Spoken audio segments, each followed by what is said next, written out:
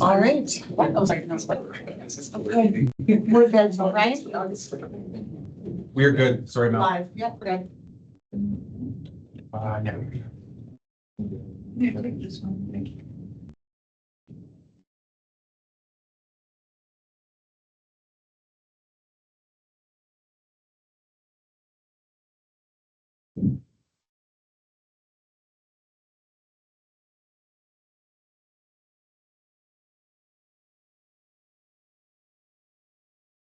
All right. Good afternoon, everyone. I'll call the meeting to order at 3:05 p.m. Apologize for being late. Some of us had a meeting over at City Hall to discuss the Public Safety Training Center that is happening in the community. So I appreciate your patience as we start late here. We'll go back into we're back now into public session, and I just want to remind everyone that pursuant to Community Safety Policing Act, which came into effect on April 1st, 2024. A police service board shall consider whether to close part of the meeting and state by resolution that it will do so. And we did have a motion for that earlier today, and we held that meeting as well around matters that pertain to both HR, finance, and legal. So now we're back into open session. And I would just first of all like to start by welcoming our newest board member, Dr. Haley Faulkner, who was appointed by the province of Ontario. So welcome. Dr. Faulkner brings a wealth of knowledge and a unique perspective that will greatly enhance the work of our board. Her background as a dedicated pediatric dentist and her commitment to community well-being will serve Londoners well as we continue to advance effective, equitable, and accountable policing. At this, so she did her oath earlier today as well. So she's officially a board member with us. She also has in LPS history has a bit of a notable last name. There is no relation. It just so happens to be another Faulkner, but she is not related to a previous chief as well. But we're really happy to have her here. We're happy to be at 6. We're one member away from a full complement, and that is also I know there's been a lot of questions around board appointments.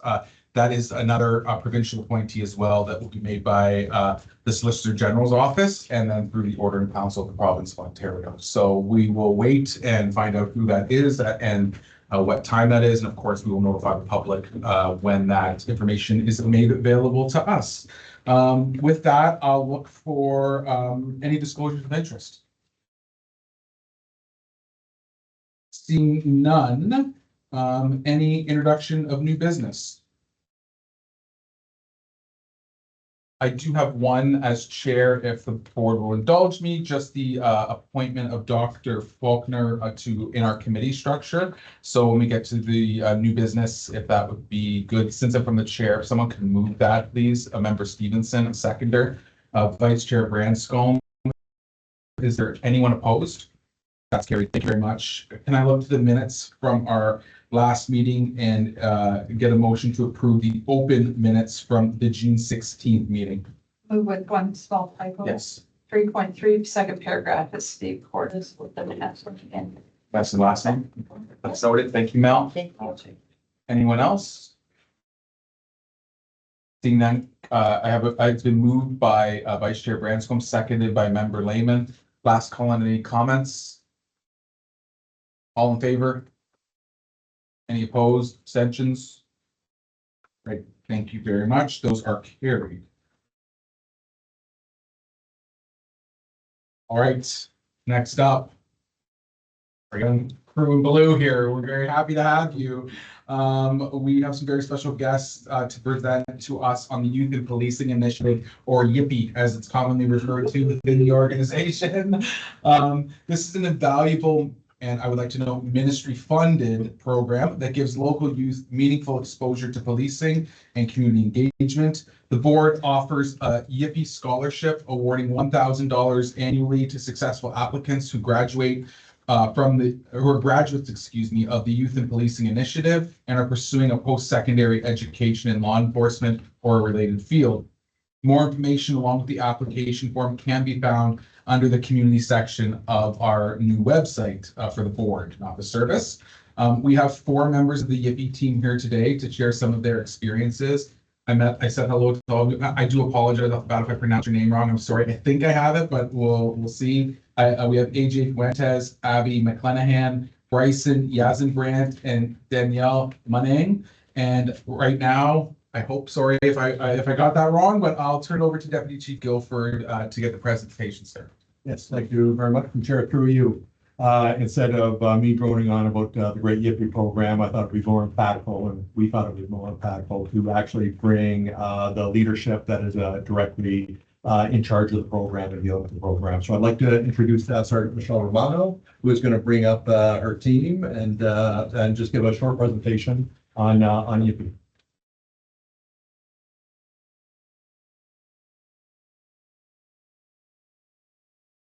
Good afternoon. My name is Michelle Romano, and I am the staff sergeant in the community policing section. And I'm proud to have these members of our Yippee students. They are only 4 of a dedicated 30 students. And I'm more honored to introduce Constable Julia Peening, who chairs this. She organizes it and does everything for them. As introduced already by the chair, this is Danielle, Abby, AJ, and Bryson, and they will be happy after Constable Peening speaks to answer any questions if you have it. Okay. Thank you, Michelle. Good afternoon. Thank you for having us for this brief time. Again, these are my 4 out of 30 students that we have for the summer. They are currently in their 3rd week of the Yippee program. Having said that, the Yippee program is an 8-week program that we host throughout the summer. We have done it since 2007, and currently we are still going stronger with numbers now in their 30s, hoping to increase our numbers in the future. We had numbers starting from 7 students, 10 students, the 12 students, the 20 students, to now our 30. It is funded by the Ministry of the Community and Children's, the MCCSS, excuse me. And the criteria is strict for the MCSS, and we also have some criteria. So it is for use between the ages of 15 and 18 years old, who are reflective of the cultural diversity of the community of London, who are eligible to work in Canada, who seek work experience, job skill training. And then the big thing is they may benefit from a mentorship program or support of a mentor. Their intent on returning to school in September, whether that be in the high school or post-secondary, and in addition to successful completion of their recruitment background process. So those are some of the criteria. Additionally, London Police has also expanded those criteria so that the program provides leadership opportunities to youth, focusing on different engagement opportunities with community partners and emphasizing diversity, inclusivity, and the positive relationships between police. We also showcase London Police as a potential employer, whether that's in the policing field or in the policing professional field.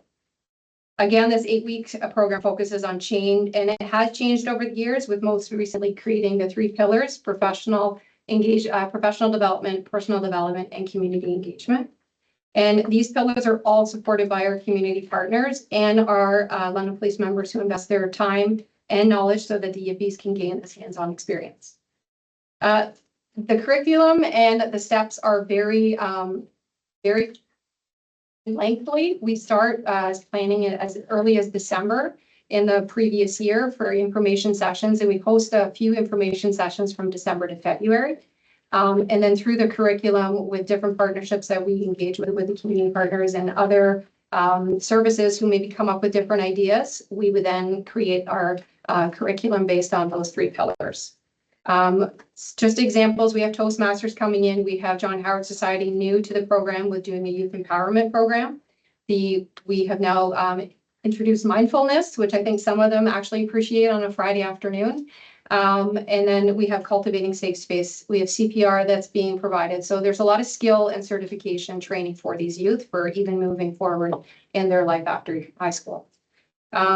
The big part that I like to emphasize is that Yippee members also make lasting connections with our community partners. So whether it's helping with food or at the Luso Community Center, St. Leonard's, they all have that connection for those community partners. So if something happens or if they know a friend later on down the road that needs assistance, they have that knowledge to be passed on to their peers. As indicated, the applications are online this year as in previous years, and they do open up in early February and close in early March, allowing for that 1 month of us to review. The submission of the applications come with a cover letter, some references, and the completion of their application. Once that gets reviewed, then there's a selection based for interviews. I can tell you that in the last 3 years, the LPS has seen a substantial increase in the applicants. There were 50 in 2022, 83 in 2023, 136 in 2024, and over 200 this year. So that being said, there is a big pull for our program, and I'd like to think that it's the youth saying that the program is beneficial and they've seen the benefits. So this is the year that is the highest for the YIPI. And after that application, those interviews get invited, those applicants get invited for an interview, and it's a scored interview based on Likert scale, as well as reference background checks. So we do our due diligence in selecting our YIPI students. So out of those 200, these 4 plus the 26 downstairs are the successful ones. So as the chair said, the ministry funds this. It's salary only for the funding, and LPS does provide the operational costs for the YIPI. Again, reiterating that our community partners provide this free and volunteer. So we try to seek out opportunities that would benefit the students as well as our community partners to make this community grow and be a part of it.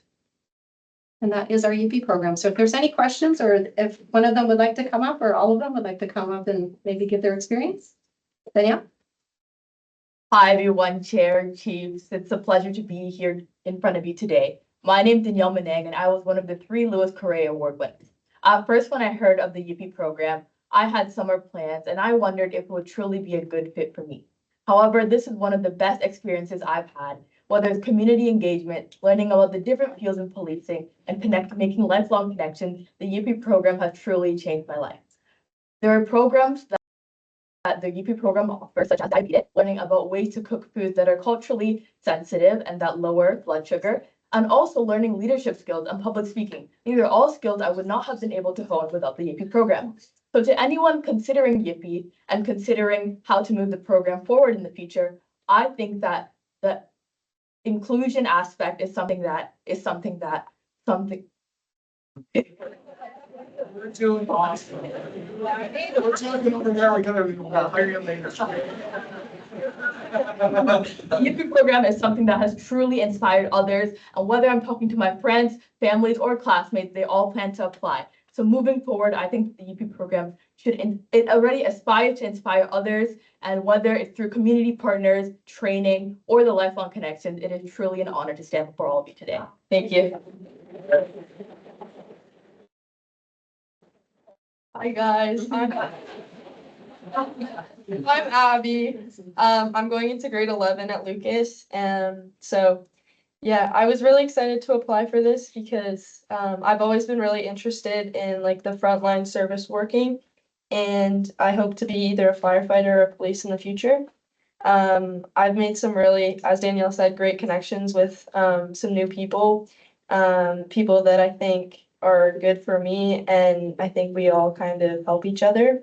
And I think I've grown a lot as a person, even in just this 3rd week. And I'm really excited just to continue.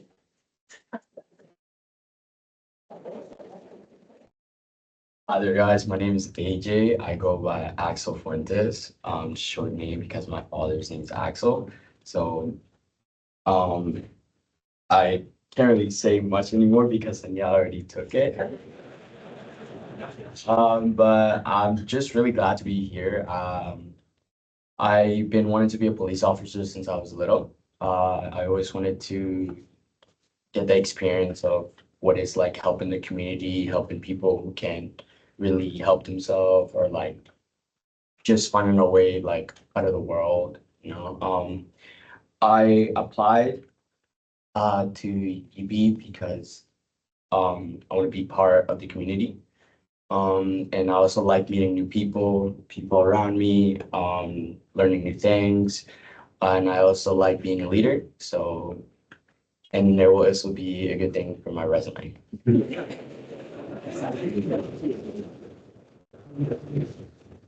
Hi, I'm Bryson. I'm 18 years old. I just graduated Saunders Secondary School. I got into Yippee because I have a friend that recommended it to me, and I never heard of Yippee before. I heard policing, and I have a lot of friends that don't have the best things to say about police. So I was interested and curious about going into the youth initiative policing program. And when I came in here, it was a lot different than I thought. I got to see the inner workings of the police, how they do. They showed me community service, all the benefits that police do, and just in general, what I could be doing if I did join the police. So I went from didn't really have a thought on police or having a slight dislike to wanting to become and possibly even join them.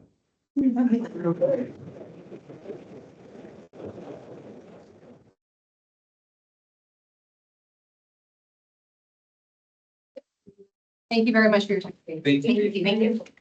So just before I let you leave the room, just, sorry.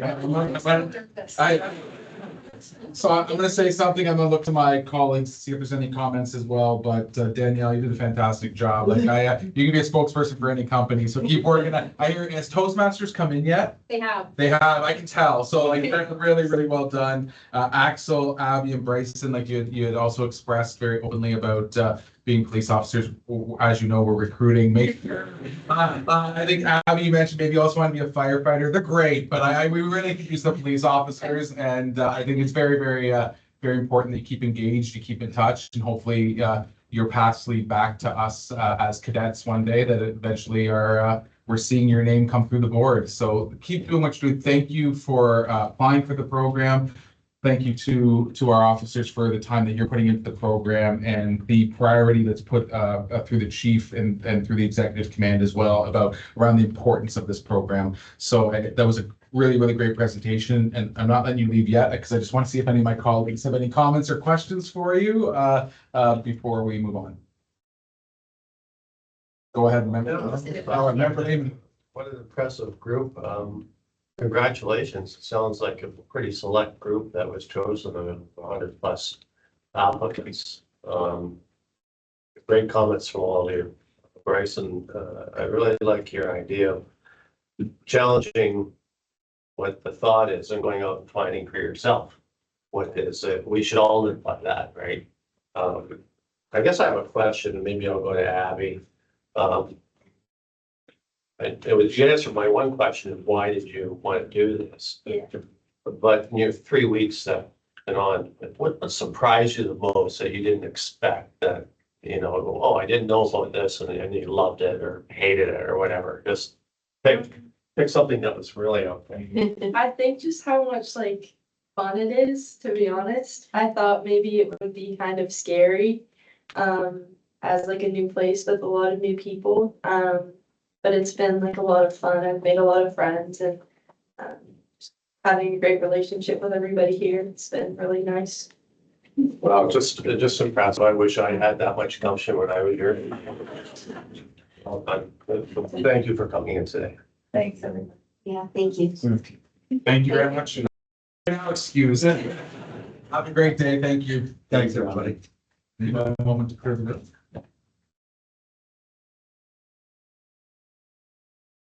So we'll accept report 2507 UT02 for information purposes. I think they're relieved.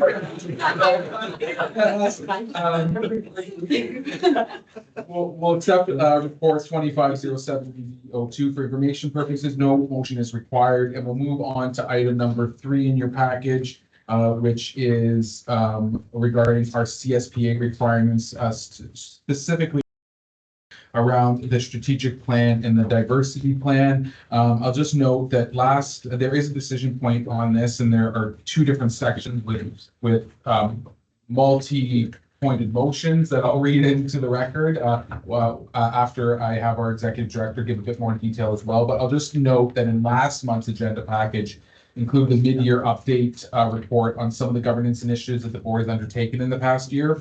As one of the steps, the board is looking to develop a new strategic plan to meet legislative requirements and to develop a diversity and inclusion governance framework.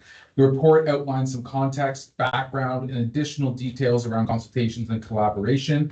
The governance committee recommends initiating 2 plans under its purview, and the executive director is going to go into that. Before she does, I do want to, just take a chance to, a lot of people don't know in our meeting, but we have a zone advisor, Ron LeClaire, works under the Inspector General, not to put you on the spot, Ron, but oftentimes on these type, when you hear CSPA, when you hear these type of terms that we're using, and which is kind of it is the legislation that governs us.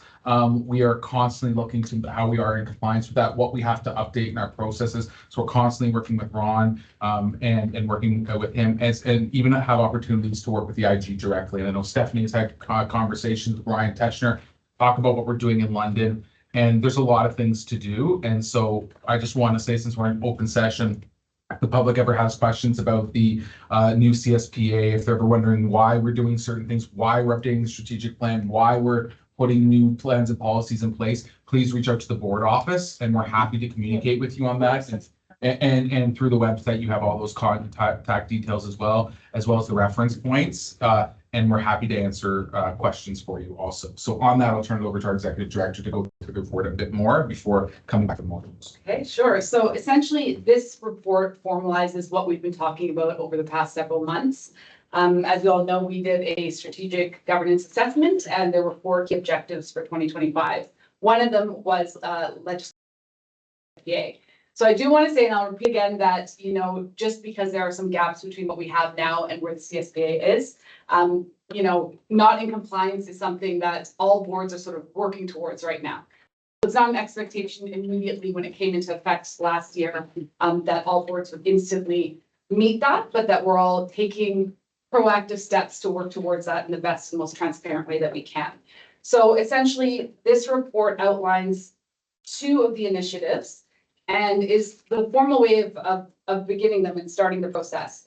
So the first one is the strategic plan. There is currently a strategic plan in effect, and that will stay in effect until the planning of this one is completed. So this one, the intent of this one will be that it starts at the beginning of 2027 as opposed to the beginning of 2028. And that is 18 months away, but building something like this and ensuring that it's done properly and ensuring that all the community consultations are done properly, that takes time. And so we'd like to take the time to do it properly. So we're looking to start that today. The second part is the diversity plan. So the diversity plan is mandated under Section 37 of the CSPA. And what this board's doing is it's being split into 2 parts. So the first part is the diversity and inclusion governance framework. So that's sort of the overarching governance policy part of it that sets the expectations for the service. And the service will also be developing their own plan that is sort of connected to the plan that the board puts in place. So the board's diversity inclusion framework, it will be broad because it sort of sets the general expectations of how the service will be achieving ensuring that the diversity of the service meets the diversity of the community it serves. And so there is a little bit of background in this report about the strategic plan, the diversity plan, the annual report, which is connected to the strategic plan. And the motion, it is a little bit long, but I wanted to make sure. It's thorough. It's thorough, yeah. But I wanted to make sure that, we can really properly start this today and that all the approvals are in place so that we can get going on getting someone to assist with the consultations and move forward with these initiatives. Perfect. So on that, before I go into the motions, I'll look to my colleagues to see if there's any questions, comments on the report as presented in your package. Member Stevenson, go ahead. I just wondered in the motion if we need any parameters around the budget amount for the Yeah, I think strategic plan. that's a fair question. That's part 3. Give me a moment to consult.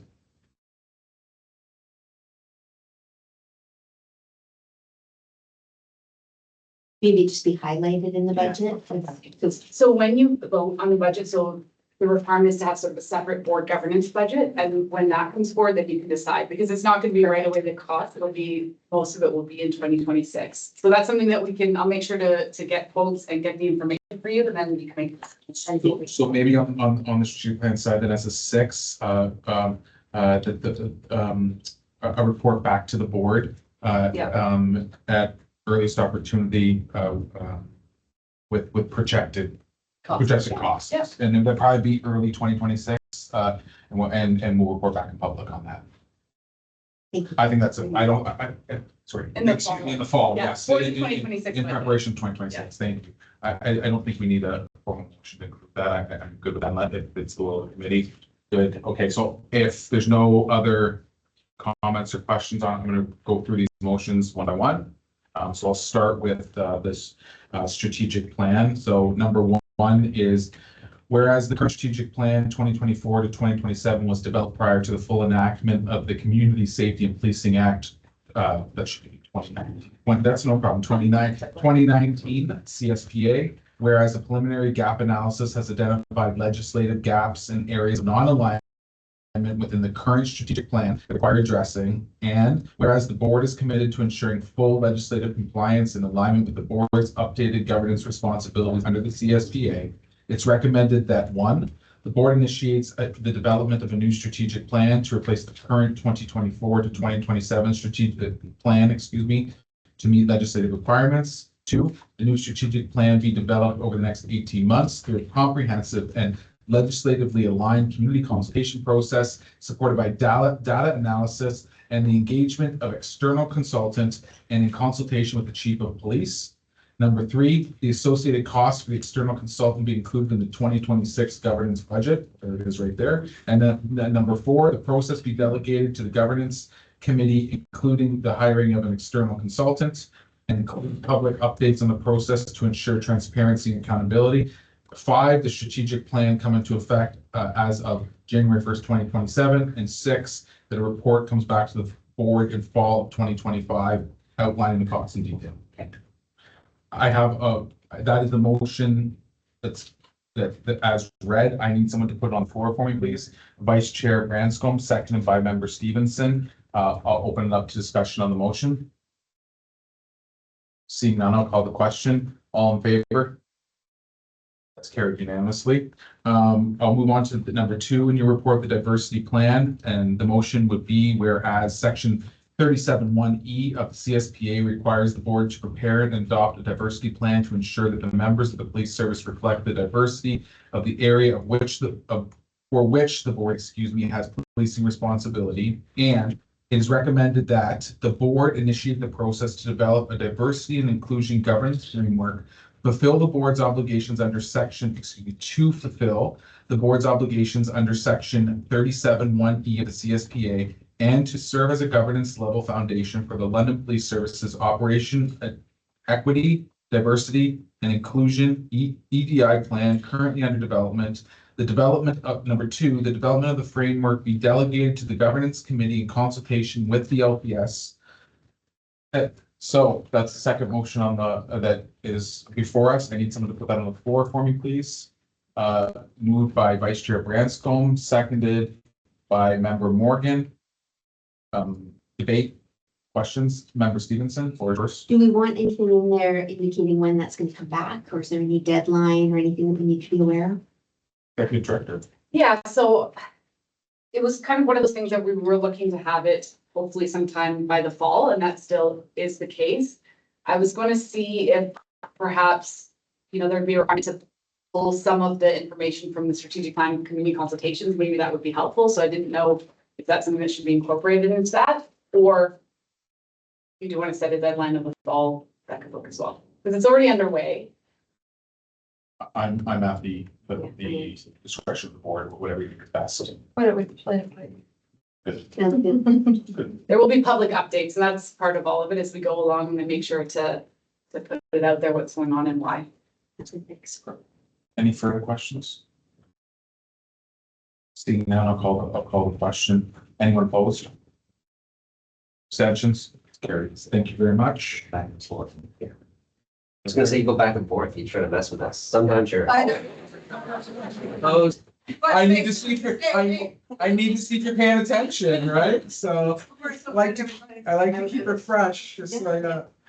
All right, so we'll move on to item number 4 in your package, which is 4.1, the 2024 use of force presentation and report. And before the presentation, and this is just for the record, this is report number 2507CR01.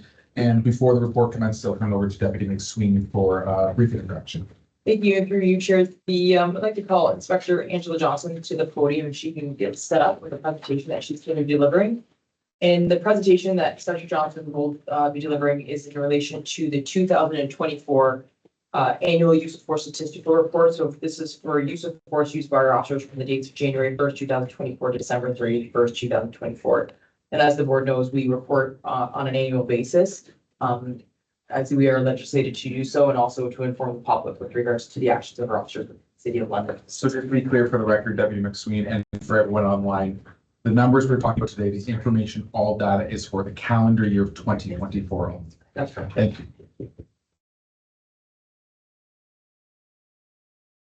Welcome. Thank you. Good afternoon. I'm Angela Johnson. I'm the inspector at the Professional Development and Training Branch. Before I start here, I would like to take a moment just to say that this presentation was made possible by the hard work and dedication of our business analytics unit and our use of force report auditor. So I want to give them a little credit for everything they did here.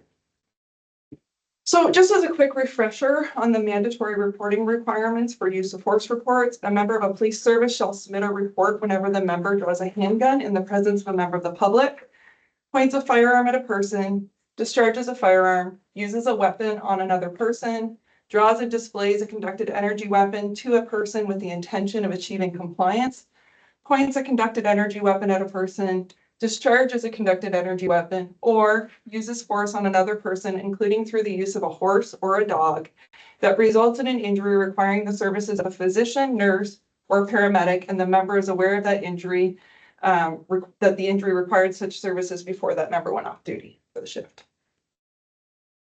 So just as an overview, I just want to go an overview on the use of force reports for 2024. So in 2024, we had 337 use of force reports submitted, which were related to 308 distinct occurrences and 448 unique subjects. That would be an increase of 50 reports from 2023 to 2024. So when you compare dispatch calls for service, which in 2024, we had 67,938 with the total number of distinct occurrences where force was used on human subjects, we find that less than 1%, or specifically just 0.45% of those calls resulted in the use of force. This is a critical point as it underscores that the overwhelming majority of police interactions with the public do not involve the use of force.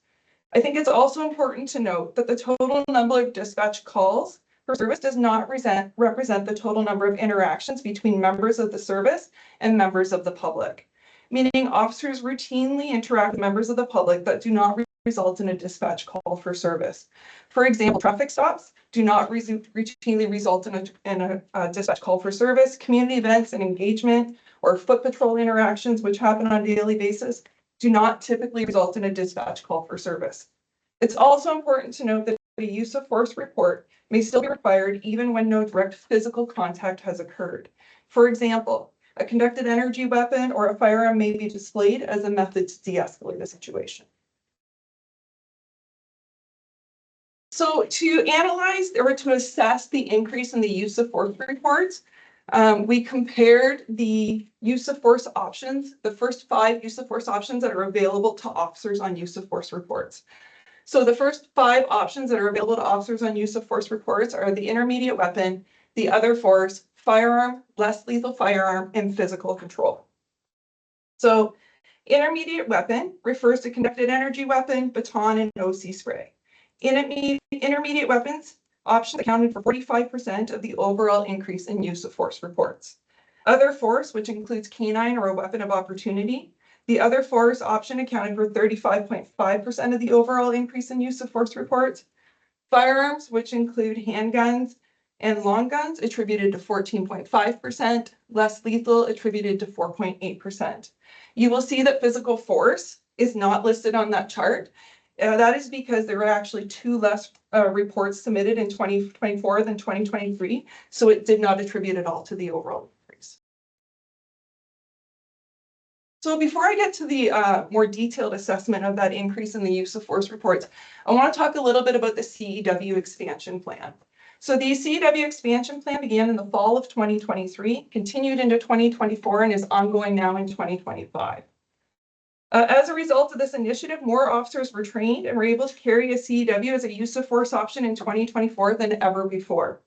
As you can see from the graph, 242 officers were qualified to use a CEW in 2023, and that number increased by 110 officers, with 352 officers qualified in 2024.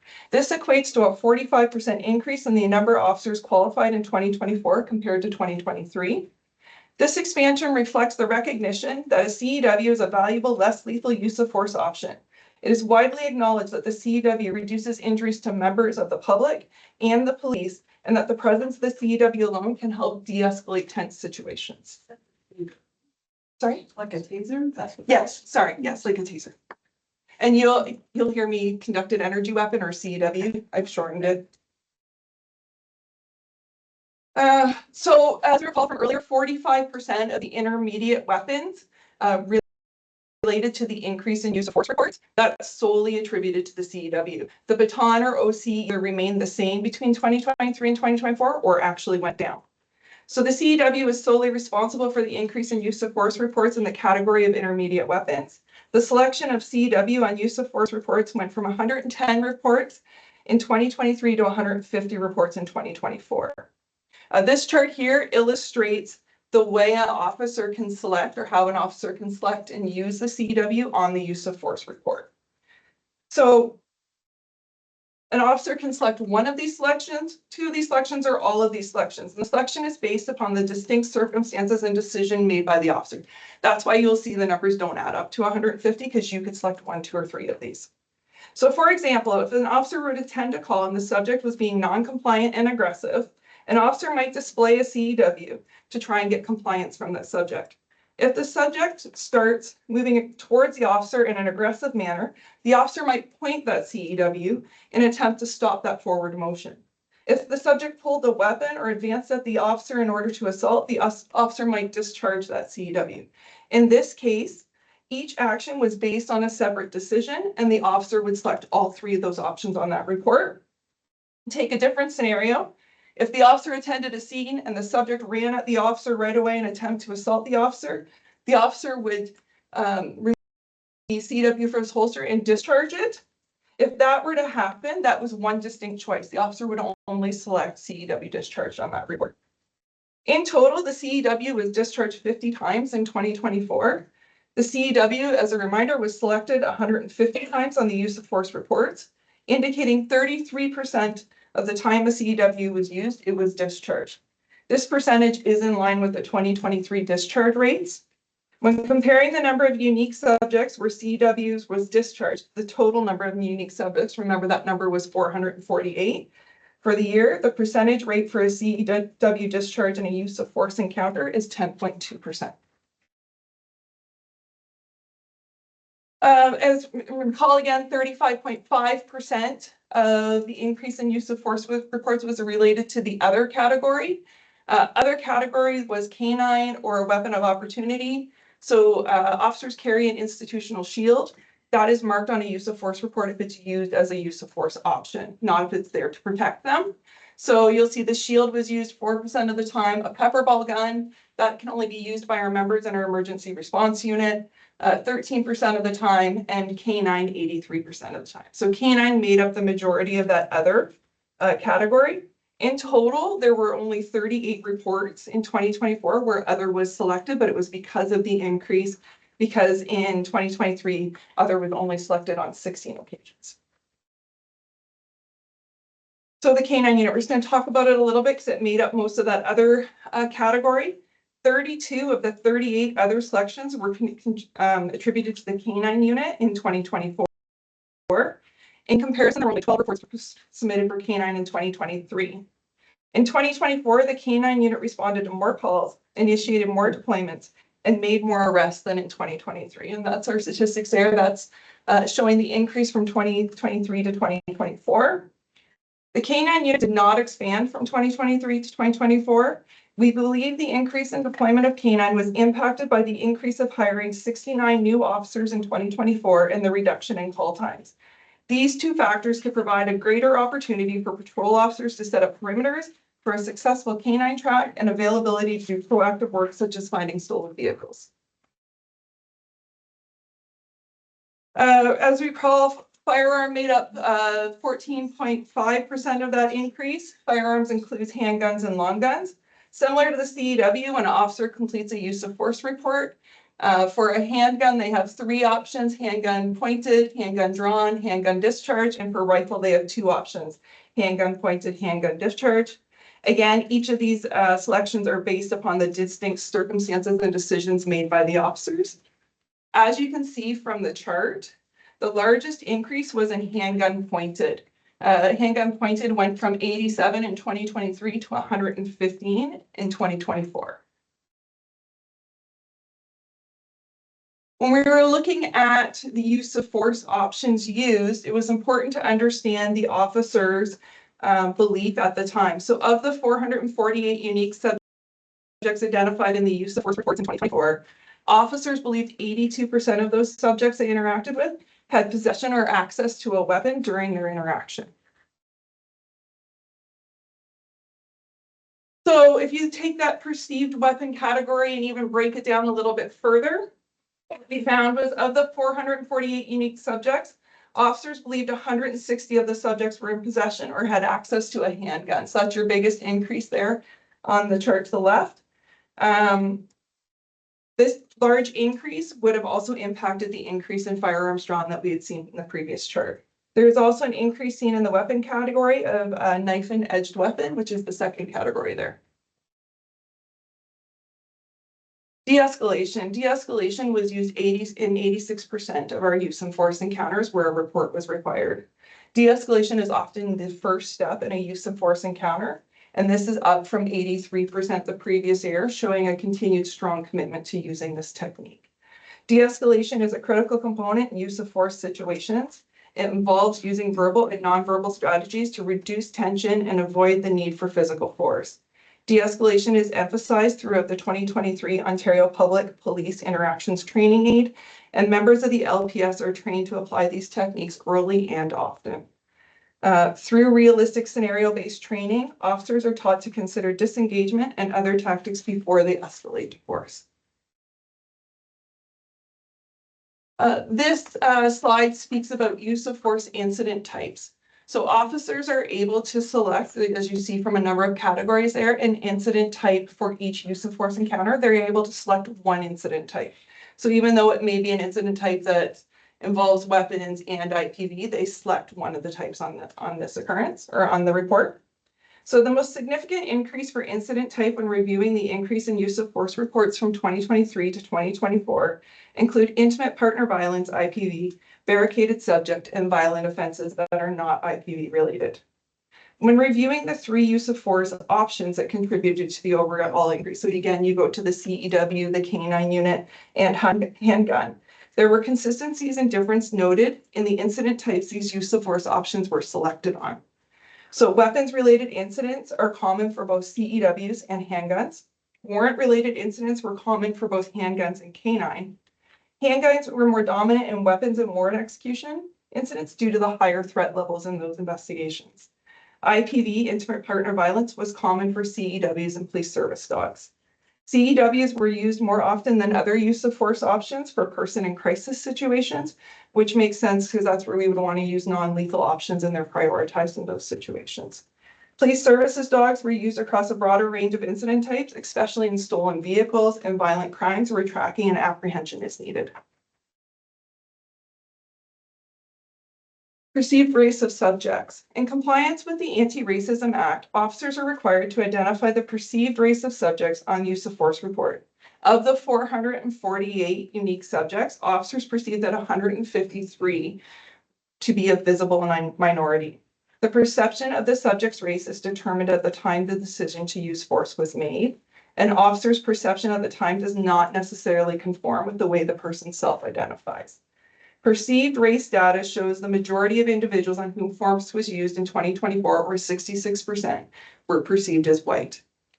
It's important to note that subjects of use of force are not limited to residents of the City of London, and they may interact with the London Police, but reside out of the city. So as you can see from the chart, 9.2% of those perceived visible minorities resided outside of London and 17% were of no fixed address. So the business analytics unit conducted a chi-square test on the data from use of force reports. The analysis was conducted to determine whether race perception may have played a role in the decisions to point a firearm, a handgun or a long gun, or to discharge a CEW. This test compares the number of times the identified use of force options were used on people perceived as visible minorities versus those perceived as white, and checked whether the difference is large enough to be unlikely due to chance. The analysis was conducted on 2023, 2024, and for both the years combined together. The results provided no evidence of racial disparity in these specific use of force decisions.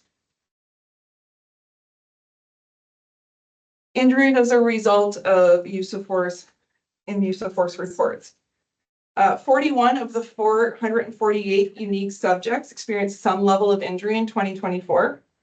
Only 9 of the 41 injuries related to a patrol officer, representing 21.9% of all injured. This is a marked decrease from 38.1% in 2023. Showing the expanded availability of CEWs primarily to frontline officers did not lead to an increase in subject injuries documented in use of force reports.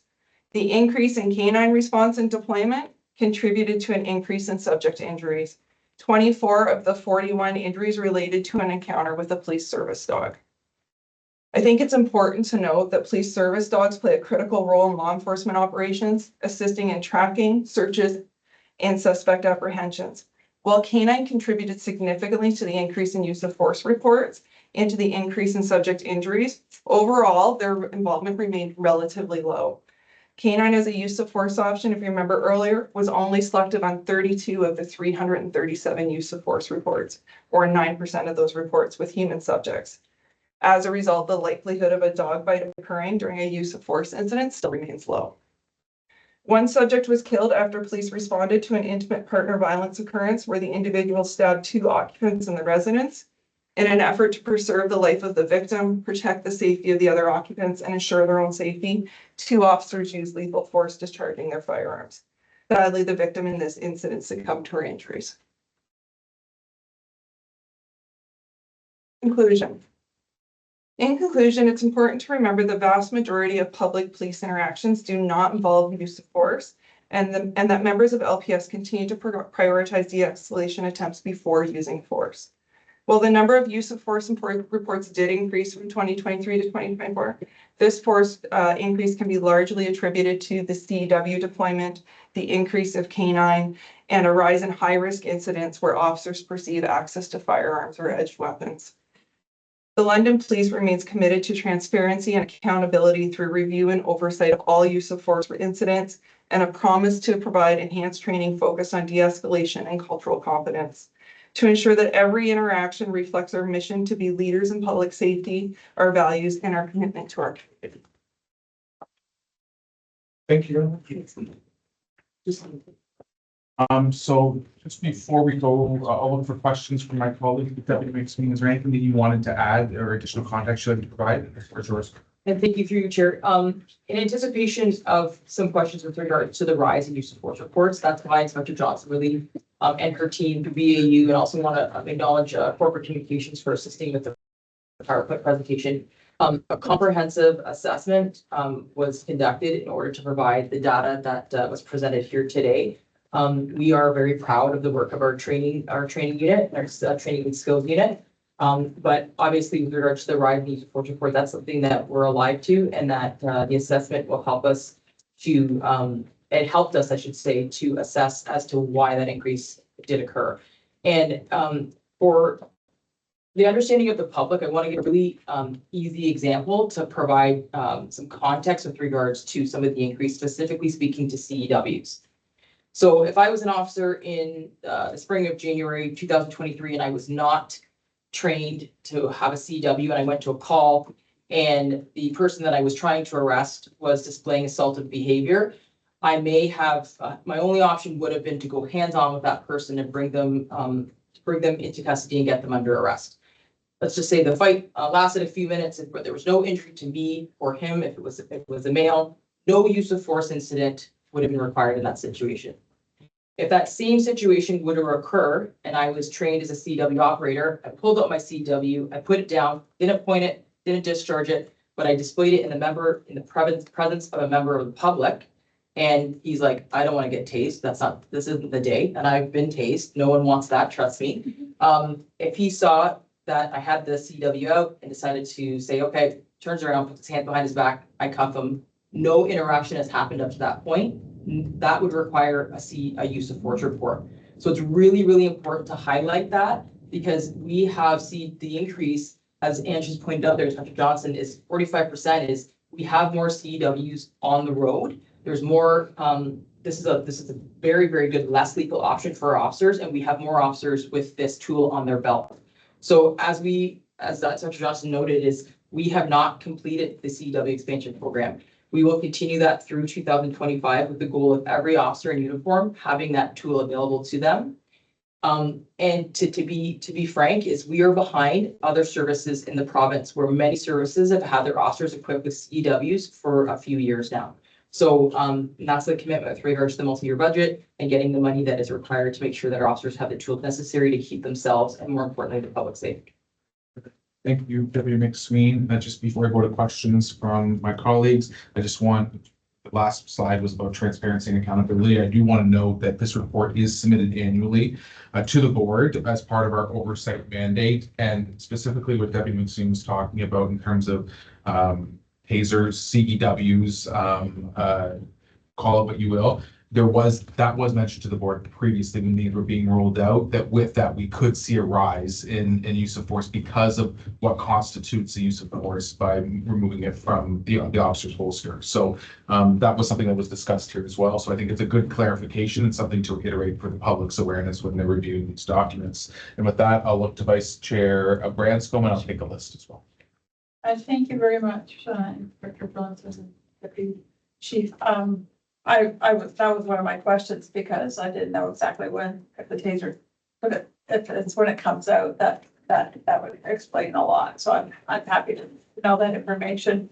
The one thing I have is because I've watched too many cop shows on TV and I want to know, you see that it can really hurt somebody too, but I expect it protects the officers by not having to get into a physical altercation with somebody, but the voltage, like, is there other standards? I'm sure there are, stupid question, but how do you make sure that the public, you can get them incapacitated without really doing harm, like more harm? I don't know much about tasers, so. Through the deputy, I'll let you say. Yeah, I think I'll pass it over to Dr. Johnson. Are you sure? Yes, so there are definitely regulations on the taser, what is approved through the CSPA and what we're allowed to use for a CEW. All of that is approved through the CSPA and the equipment that we're required to carry. Our officers also go through extenuous training on the CEW.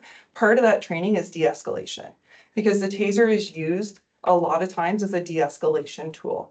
So that training that we do with the officers on CAW is how can we use that CAW to de-escalate a situation so we don't have to hopefully discharge it. It happens at times, but the training focuses on de-escalation and using that as a tool for de-escalation. Okay, good. Thank you. No, that's good. Okay. Member Stevenson. Thank you for the report and presentation. It was really informative. I have a question on page 9.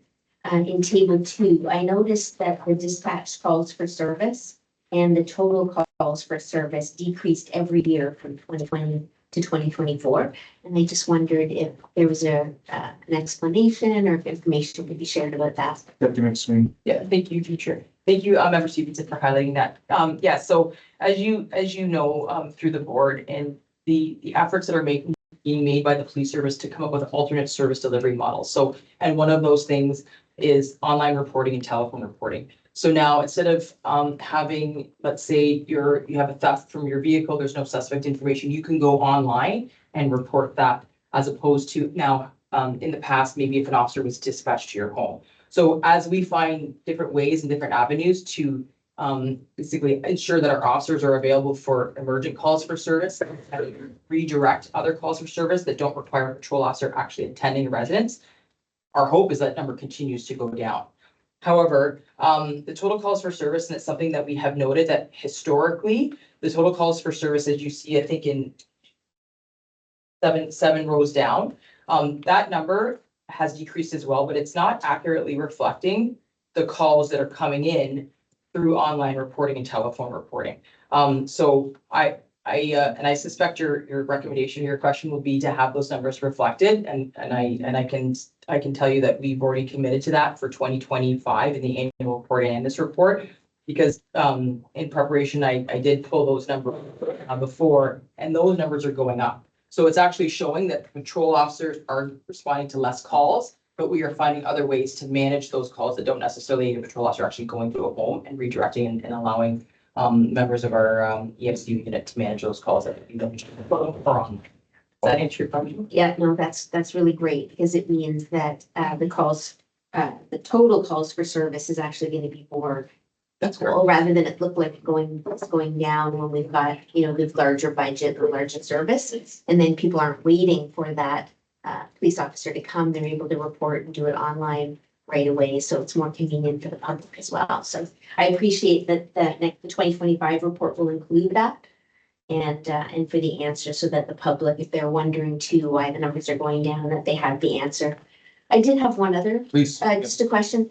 The reports say conducted energy weapon or CEW, but the public kind of knows it as taser. I just wondered, is there a reason why you call it one thing, but they were something else? So I don't want to misspeak, so I'm gonna refer to Jonathan. I think they were called tasers before and then they switched the name, but I'm gonna refer to her. Yeah, I believe it's branding. So Axon refers to it as a taser, and CEW is the actual terminology used for what the device is. Kleenex and facial. Yes, that's. Yeah,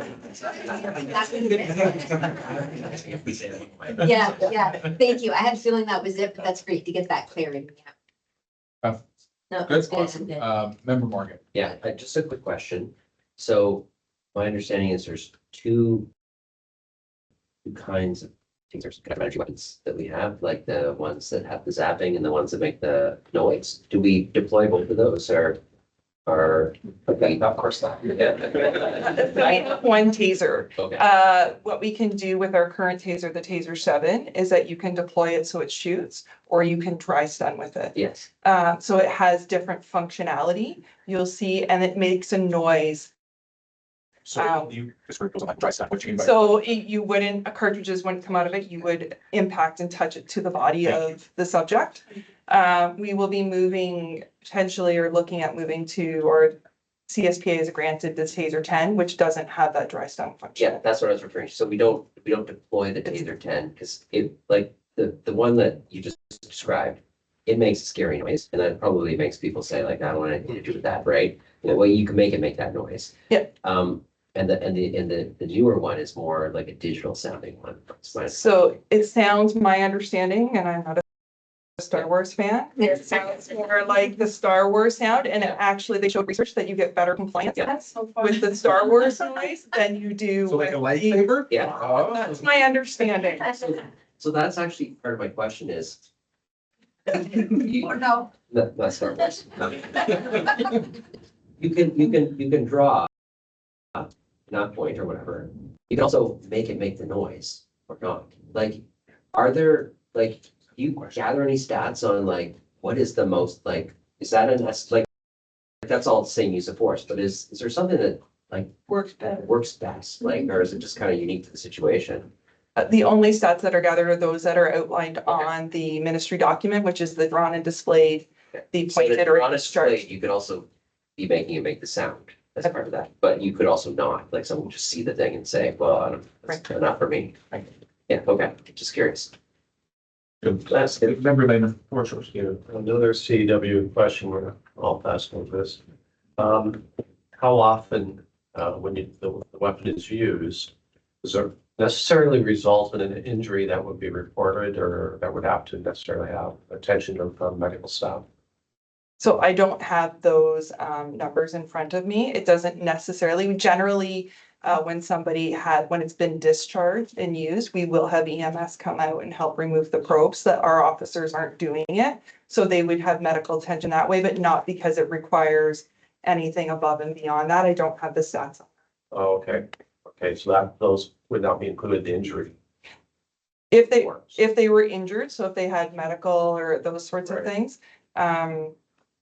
I don't know that the probes actually removed from paramedics would have been included in the injuries. It's something I'd have to look into to get back to you for sure to be able to comment Yeah, on. so I just, it's a safe weapon in Yeah. that it doesn't cause harm, Yeah. essentially. Well, for most of the case, I'm sure, but every now and then, there's a heart attack or something. Baton use. Yeah, I didn't see any reference to that. I might have missed it. Is, how often are batons used in physical alterations? Not regularly anymore. Is there- I do, it is in the report. So page 13 of 31 in the report, the collapsible baton was used on one occasion in 2023 and one occasion in 2024. Is that because we now have the alternatives to have compliance? Without having direct knowledge, I would believe, yes, it's because now we have the taser available to us. Okay, thank you. Colleagues, any additional questions? Before I let you go, and I apologize if this has been answered, but you mentioned Deputy McSween, you mentioned having been tased before. Is that mandatory for training for the officers? Are they tased to know what it's like? I know that sometimes they talk about that on television, so for the public's knowledge, what type of training goes in for an officer, and when is an officer tased to in training? So it is not mandatory. Okay. It is voluntary. This one. So officers that participate in the training, or even officers that aren't participating in the taser training, can volunteer to be taser trained, or to be tasered. Is it mandatory for board chairs? I was gonna.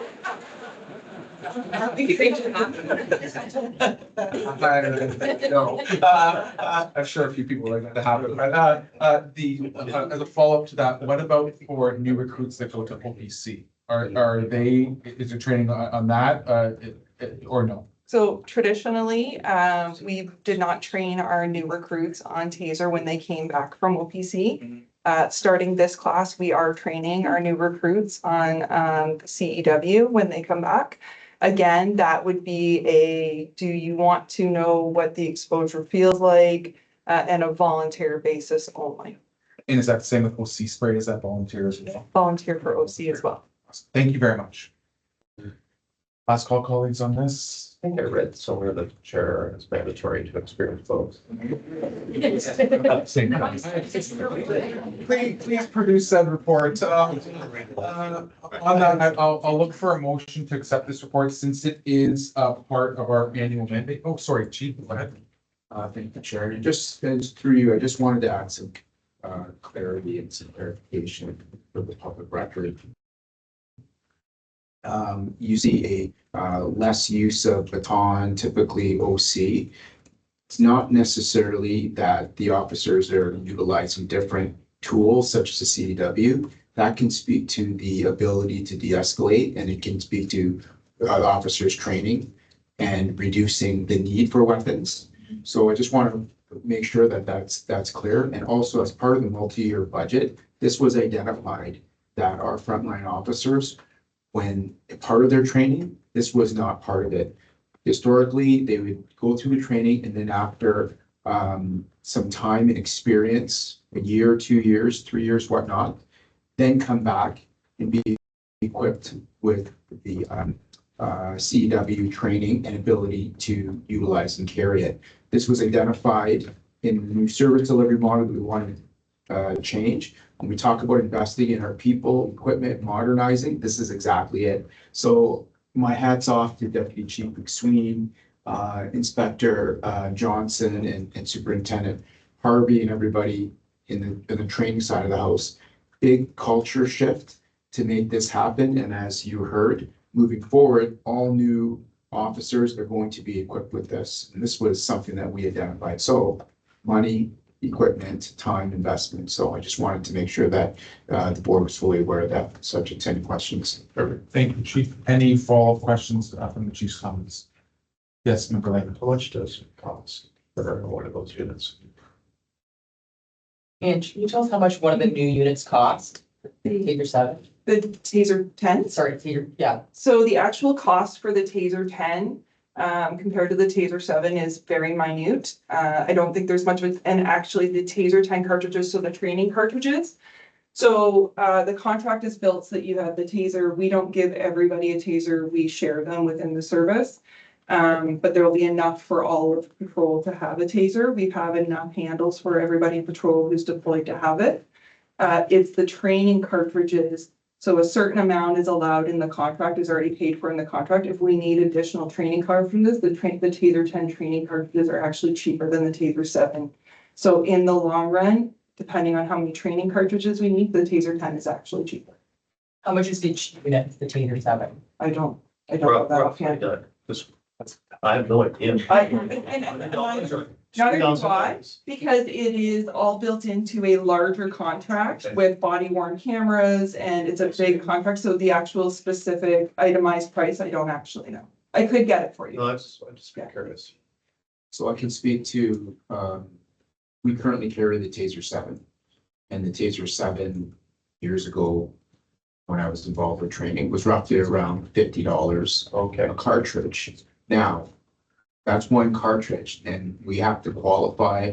It's a new user training program. It requires, potentially 8 cartridges per person. That alone, just to qualify, and as a new user, and then every year they have to qualify. So like that in and of itself, just the spending on the cartridge costs already. And I'd like to thank for the refresher on that. Like I know the multi-year budget and that the contracts have come to the board, so I appreciate that as well. So just the update is and the refresher is greatly appreciated on that. Any additional questions on this before I call for a motion to receive? Okay, seeing none, can I have a motion on the floor to receive the 2024 use of force presentation and report? And for it to be published on our website, LPSB.ca. Moved by member Stevenson, seconded by member Vice Chair Branscombe. Any questions on the motion? Seeing none, all in favor? Opposed? Abstentions? That's carried. Thank you. And just a reminder for those listening from the public, this will be published online at lpsb.ca. This report and other reports that we are legislatively bound to receive and publish are under the accountability and reporting tab across the main bar as well. And once again, that's lpsb.ca. So moving on in your agenda package, we'll move to 4.2, CSPA section 81-41, report 2507 CR02. Anytime the special investigation unit investigates an incident involving the death, serious injury, or sexual assault of a person, or the discharge of a firearm at a person, the chief is required to conduct an administrative investigation into officer conduct. This is the chief's report to the board stemming from a December 19th, 2024 incident, and I will turn it over to Deputy Chief Bastine to speak to that. Thank you, Chair. Through you, further to that preamble, this does relate to the death of an individual who fell from a high-rise apartment building in December 2024 after officers attended to apprehend the individual on the strength of a Form 1 order issued by a physician. The Mental Health Act. Officers arrived and made contact with the individual through his apartment door, however, did not take him into custody or apprehend at that time. They made the decision in the moment to allow him at his request to use the washroom and to put on some clothes. Regrettably, during that time, the individual immediately made for the balcony and left to his death. The SIU initiated an investigation, cleared the officers of any wrongdoing under the criminal code, and the matter was referred to by the chief for investigation in accordance with the CSPA. That investigation was done by the professional standing agent, found that there was no evidence of misconduct whatsoever, that officers had applied with procedure, and that procedure provided guidance necessary to officers responding in that situation.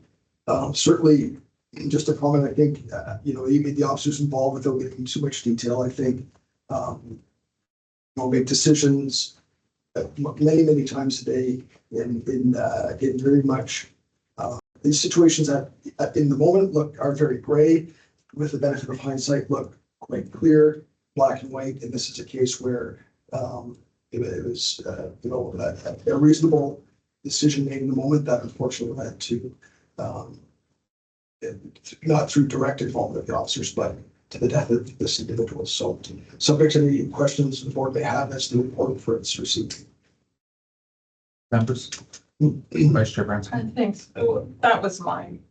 Like I said, it's easy to sit here and read it when I'm not on site, but it does beg the question about when there are mental health issues, is there an extra level of care that we need to think about? There's no negligence and it was a reasonable decision.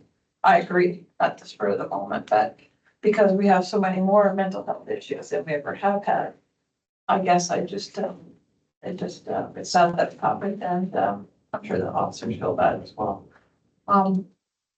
But there might be more, somebody that says they seem fine and they're gonna go get changed. Maybe they aren't fine if they were called to a mental health issue like that. So that would be my only comment, but I don't dispute this at all. It just I was wondering when I was reading it, is this, you don't know if they're unpredictable. That's part of the mental health issue, right? So that's all, but I support and put to receive it. Or do we don't want it to see no, but that's all. It's nothing major. It did cross my mind as I was reading it. So. Yeah, thank you. I think just following up to that, that was my same question as well. Did this result in a change in procedure, or is it just, part of training and decision making going forward? Yeah, through Chair. No, there was no procedure change. Certainly, again, don't speak for those officers. I'm quite having made decisions, in the course of my career as a frontline officer. I'm sure everybody else in the room would say something similar. What you do in the future is very much shaped by what you learned in the past, and this will be a case where officers again, faced with similar circumstance, might do the same thing, might approach it differently. Certainly will not be lost on those officers. And I know that the training unit watches closely. The training unit's involved and very much aware of all of these cases, and then can help inform officers in the course of training about things to consider. I'll just take a moment to illustrate another way this could have gone. Officers could have decided they're going to force their way in through the door and then initiate what might result in a hands-on confrontation, which escalates. So again, it does feel, very much like an exercise in second guessing. Certainly, there is definitely a need. This whole oversight process, this review process is necessary so that we can ensure that due diligence is done. But no glaring issues identified with respect to the way they handle it whatsoever. Follow? No. Members, anyone else? Seeing none, thank you for that update. And Deputy Bestine, we are sticking with you. We will be moving to item number 5 in your agenda package, Criminal Investigation Division. 2024 Crime Stoppers Q2 report 2507CI0, and the floor is yours. Thank you, Chair. Through you, this again, overall, you'll see in this report that the number of tips received in the report is down very slightly compared to the end of this time last year. There was a slight increase, or there was an increase in the area of value of property seized. Other areas decreased. Not mentioned in this report, but mentioned previously in relation to Crime Stoppers is the fact that we continually want to support Crime Stoppers and getting the message out around its usefulness in helping bring things to our attention, but at the same time have to be respectful of the fact that this is we're at an arm's length with it in order to maintain the integrity of the program. So subject to any questions the board may have, this received, or the report is submitted before it's received. Members, any questions? Seeing none, we'll move on to item number 6, Uniform Division Police Pursuit Statistics Report, report 2507 UD01. And back to Deputy Bestine. That's it. Oh, wow, oh, sorry, Jeremy Guilford, my notes. Give you a break. Keeping everyone on their toes. Jeremy Guilford. Thank you, and Chair, through you. Again, for Q2, police pursuits in the city were 0, which is, I think, shows the culture change that we have in this organization. People have alternatives. We have taught our frontline officers that there are alternatives to pursuits. And you can see that on the front page. So there were 43 different vehicle-related occurrences that could have resulted in a pursuit. But by how the officers dealt with it, with their training, with the different techniques that we've taught them, and through just thinking a little bit further instead of just hitting their emergency lights and getting into a pursuit, actually putting some thought into it and handling it by other means that are safer for the community in general. And the proof that those alternative works are in the fact that charges were laid against 36 individuals for a total of 110 charges and 29 provincial offenses. So those alternatives are working. The officers out on the road do see that they work. And that so now they're more inclined to, okay, we're not just going to throw the lights on and start chasing people. Let's be smart about this. Let's set it up and we can catch it by just outthinking the people that are in those vehicles. So pending any questions, that's my report for information purposes. Thank you, Deputy. Members? Seeing none, we will keep moving on. We're into section 7 of the agenda, which is verbal updates. That will start with me. I'll keep it brief. I just once again want to welcome our newest member, Dr. Faulkner, to the board. We look forward to having you here in your lens on issues that we deal with as a governance oversight body. A reminder to the public as well that our new website has been launched. You've heard me say it a lot. LPSB.ca with it's a wealth of knowledge and communication avenues for you to reach the board directly. And you'll also be seeing renewed and increased communications from the board on what we're doing as a governance oversight body. And those will continue to roll out in the coming weeks and months. I also wanted to note that on behalf of the board, I was able to attend the Ontario Police Suicide Memorial in Toronto, our deputies, and a overwhelming contingent of LPS officers. I've said it before, and I'll say it again. I was very, very proud to see the amount of officers that came down to Toronto to stand shoulder to shoulder for such an important memorial. And I also wanted to note that for this year's Ontario Police Suicide Memorial, our chief was the one who was reading the names of those officers that we've lost. And of all the chiefs there from across Ontario, it was pretty powerful to see the London chief standing up there. So he probably won't mention that. So I'm going to mention that. And I just wanted to really thank everyone that took the time out on. We were going through a bit of a heat wave there, and it was a hot day, but it was a very, very, very important ceremony. And I really want to thank all the organizers that are behind the memorial, Beyond the Blue, all the incredible work that's being done. As I say, those, whether it's that particular memorial, the National Police Memorial, Provincial Police Memorial, they're very powerful ceremonies. So I encourage everyone, whether you're within the organization or members of the public, to attend those very important events. So with that, I will turn it over to our executive director for her verbal update. So mine will also be brief. I just have one update. You may recall back in November of last year, I brought something forward to the board with respect to a meeting management software called eScribe. And that was something that was sort of in the greater overall plan that we were going to use to help facilitate meetings. After a few months of quite a bit of effort by Melanie and the LPS IT department, this system just simply doesn't, kind of work for what we have going on. We have found other avenues. We do have the website now, and the purpose of it had been sort of to enhance transparency, and we're doing that in other ways. So I do also want to mention and note that this is very important, that there were no budget implications for us for having tried that system and it not working out. And it's one of those things where you live and you learn and you grow and you try new things, and here we are. So that's my update. Thank you for that update. Just to reiterate, that was building on a report that was put in public November 2024. November 2024. So this is just reporting back that we're not Yes. closing that file, unfortunately.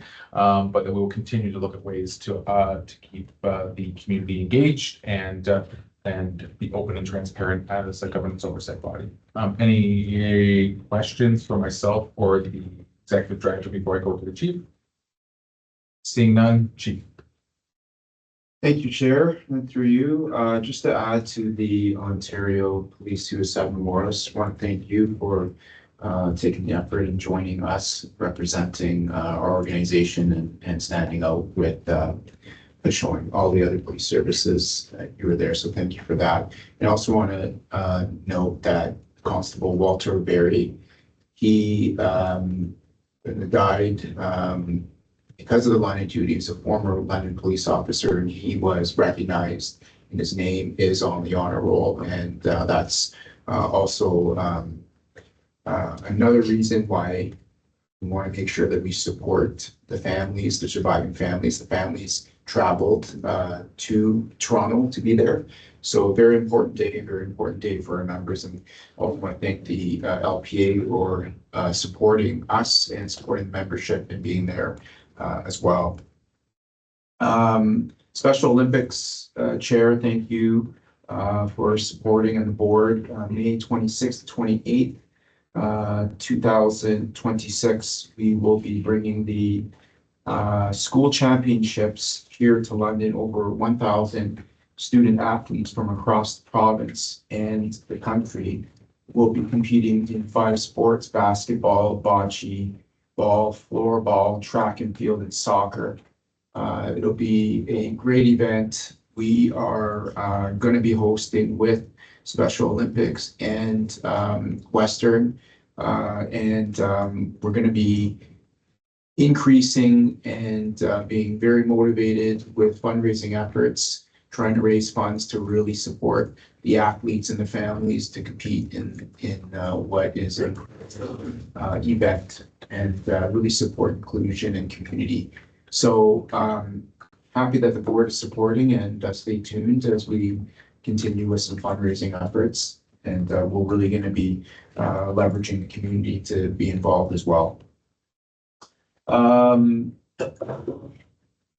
Pride Parade is coming up this Sunday.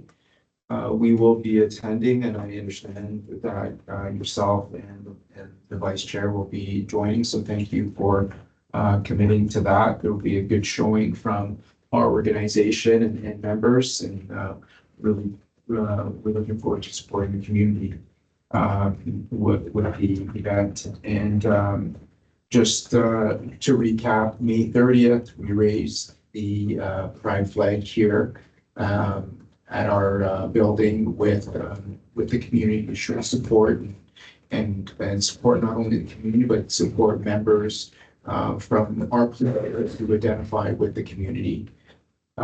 We also attended and supported the Wortley Pride June 14th. There's some upcoming events that are happening July 18th, 20th, 30th.